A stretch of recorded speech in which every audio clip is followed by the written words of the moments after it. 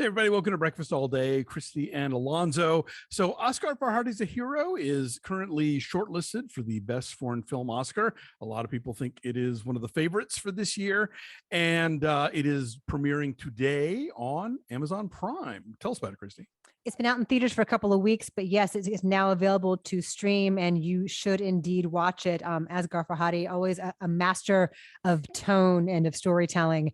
And here he tells a story that sucks you in and it just keeps changing, and your feelings about it keep changing too. And that's part of what's so fascinating about the experience. So Amir Jadidi stars as a divorced father who is in jail for a debt that he cannot repay. This takes place in present day Iran. I don't know what city it is. He says he grew up in Shiraz, but I don't know if that's where he is. I think they mentioned that it's Shiraz. Okay. And so he's in jail, but he's out for a couple of days. And while he's out, the woman that he has been seeing, played by Sahar Goldust, brings him this purse that she has found. Somehow it's turned up and it has all these gold coins in it.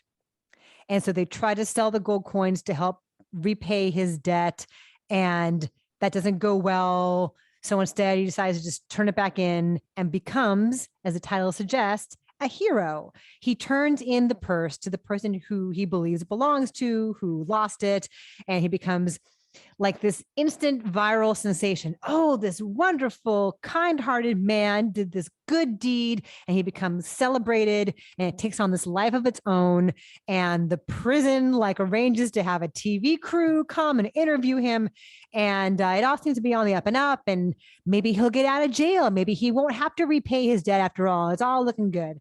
But then questions begin to arise, and questions that maybe we should have been asking ourselves from the very beginning. And maybe we also got caught up in the happiness of his change of fortune here. This is a movie that is constantly changing and making you question what you think and how you feel about these characters, about this situation, about the nature of truth. And although it takes place in this very specific place, we see this all the time when there are stories about people on the subway doing a good deed, or some feel good video about someone who helps someone survive from a burning house or from a car in a rushing river, and then it turns out, oh, they're a Nazi. I always think of the nerdy guy in the red sweater who was at one of the presidential debates. Oh, right. And everybody thought he was just so swell and adorable, and then you start finding out things about him. This is known as the milkshake duck phenomenon. There was a meme where there's like a duck drinking a milkshake, and it's somebody tweets like, oh, everybody loves milkshake duck. He's so sweet and adorable. He's the greatest. And then 5 minutes later, we regret to inform you that milkshake duck is a racist. Yes. And so it's partially that. It's partially how these social media phenomena can just sort of open the door to scrutiny that maybe isn't or shouldn't be welcome. But the way that Farhadi tells this story, the further along you get, the more you're not even sure if this guy is a good guy at all. Right. You were initially presented with the guy that he owes money to as being the jerk in this movie. And by the end of it, you're like, well, maybe he has a point. Right. He's asking the right questions. Yeah. I was telling Dave that this is very much an intense drama. And it's the kind of thing where I liken it to having a weight put on your chest, and then he just keeps adding more and more weights. But right. I could see a world where with a few rewrites, this becomes like a season of Curb Your Enthusiasm. That's a good point. And it reminded me too, this is a movie I compare so much to, but of A Simple Plan. Right? Where you find this thing and you think it's going to be good, and then you make one bad decision, and then another, and then another, and then you're stuck. Snowballs, yeah. And so what Raheem has to keep finding himself doing is going back, working it backward, because somebody wants the phone number of the lady, and we got to find the lady, and who was the cab driver who brought the lady, and are we sure it's really her purse in the first place? And so we got to find the person whose phone she used at the juice bar. And so it's he keeps wanting to move forward, and circumstances force him to keep moving backward. And then we're having to reconstruct it constantly too, which sounds arduous, but it's gripping.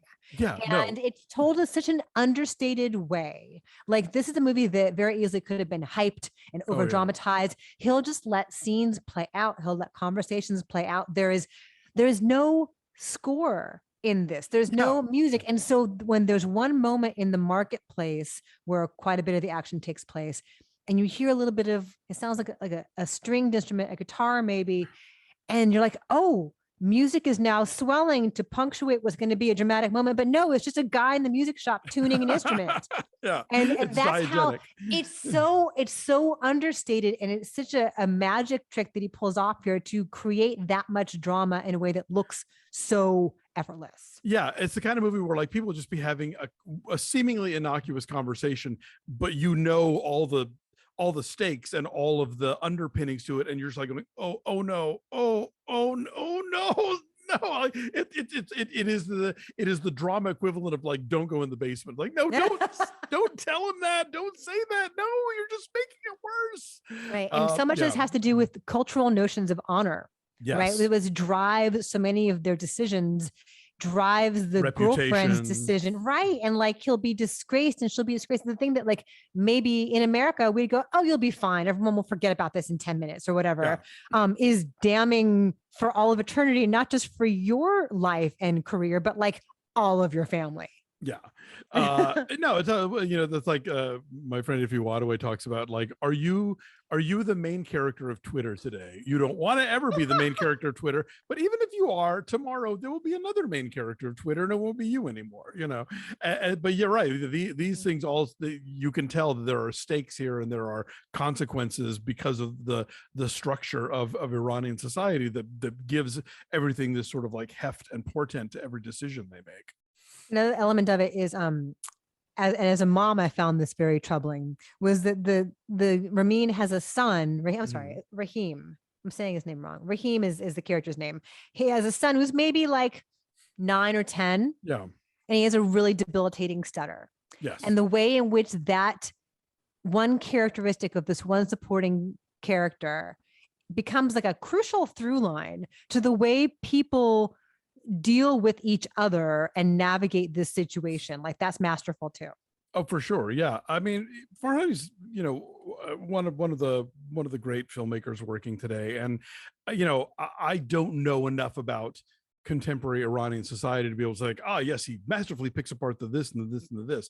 But as somebody who is outside of that country, I can say that whatever like relevance this may have to the specifics of where he lives and how that society functions, these are films that speak to the human condition, to a mass, what this movie has to say about social media and about assumptions and about the way that people can lionize you and then turn on you in record time is very applicable everywhere.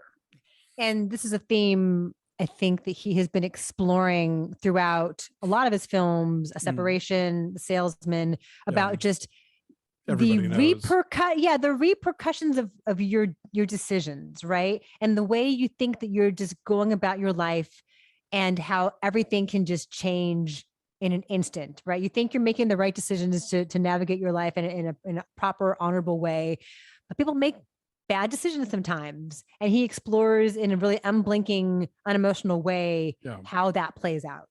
Yeah, definitely. I mean, he has a real sense of, he'll establish who the community is and then like how these individual decisions can reverberate throughout and put them for you or against you, and he's great at that. So I'm thrilled that this movie is on Prime Video. I think it's definitely gives a lot more people access to see his films that maybe don't open in a lot of markets because they're subtitled, because they're Iranian. So I hope people will give this movie a shot and check it out. Indeed. I'm saying 8.8. I said 8.5.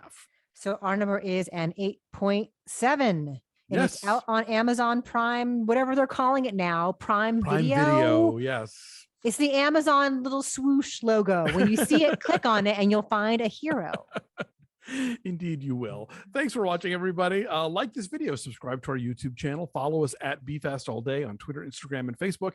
Check out our Patreon page at patreon.com/BeFastAllDay. You get to watch videos like this one with zero commercial interruption. Also, we're doing our TV recaps over there. We're currently talking about Book of Boba Fett, digging into HBO Max's The Peacemaker, hoping to get into Gilded Age and Pam and Tommy and some other fun stuff that's coming up soon.